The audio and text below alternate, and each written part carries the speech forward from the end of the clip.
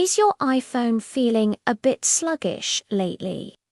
Before you even think about deleting photos or buying a new one, try this super simple trick. It takes less than 10 seconds and you don't need to install any apps.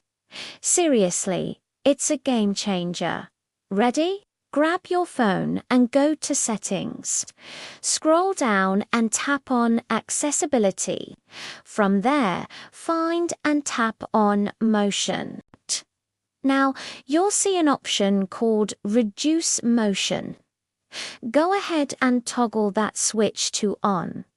Instantly, you'll notice a difference. The fancy animations are replaced with a smooth, quick fade effect. Apps open faster, and navigating your phone just feels snappier and more responsive.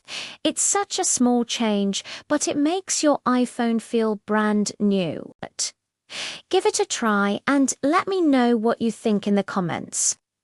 If you found this helpful, don't forget to like and subscribe for more tips. Thanks for watching.